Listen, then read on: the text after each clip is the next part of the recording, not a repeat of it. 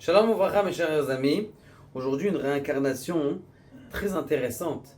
Quelqu'un qui aurait, qui était serait Shalom Chafetz Chaim. Cet homme-là s'appelle Shalom Bloch.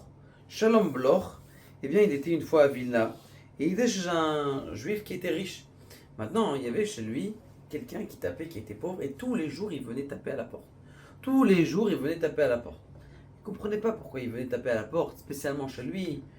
Bon, alors, une fois il s'est énervé, il a dit je vais t'amener chez le Dayan, t'arrêtes pas de me saouler, j'en ai marre que tu me demandes de l'argent, va voir les autres, pourquoi est-ce que tout le temps tu me demandes? Ils arrivent chez le Dayan, le Rav c'était le Rav de Vologine, et le Rav de Vologine, il commence à se concentrer comme ça, il se concentre, et il dit je vais t'expliquer ce que c'est. Ce pauvre-là, c'est quelqu'un qui travaillait chez toi. Et à l'époque, quand il travaillait chez toi, eh bien, tu avais signé à ton père, excuse-moi, il travaillait chez ton père.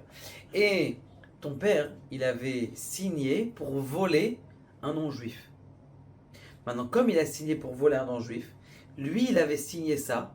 Et comme il a signé ça, eh bien, ça veut dire qu'il était associé avec le vol du non-juif. Et comme il était associé, alors lui a dit, ouais, mais je le connais cet homme-là, il travaillait chez nous, mais il faisait plein de péchés, je le connaissais. Il lui dit, mais détrompe-toi. C'est vrai qu'il faisait plein de péchés, mais à la fin de sa vie, il a fait teshuva. Tous les jours, il étudiait 4 heures de son temps. Il a fait teshuva, mais il y avait un seul péché qu'il n'a pas réparé. C'était quoi? C'est le fait de cette signature qu'il a fait pour aider ton père à voler. Pour aider ton père à voler un non-juif. Il lui a dit, c'est pour ça qu'il vient ici. Maintenant, il faut que tu lui donnes l'argent que tu as besoin. Et Bezrat Hashem, tu vas voir que il va lui-même s'enrichir et il va te laisser tomber. Maintenant, hein, il lui dit, le Chafetz Chaim, il dit, regardez qu'est-ce qu'on apprend de cette histoire-là. Que quelqu'un, il peut faire teshuva, mais il doit faire très attention à ne pas prendre l'argent de quelqu'un, et surtout, si c'est des non-juifs. Vous savez pourquoi?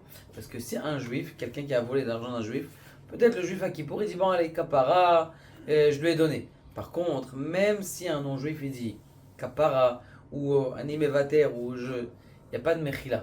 C'est la raison pour laquelle il faut prier de tout son cœur, qu'on n'arrive pas à avoir des péchés qui nous empêchent d'arriver à des mondes supérieurs. Baruch Adonai Le'olam Amen.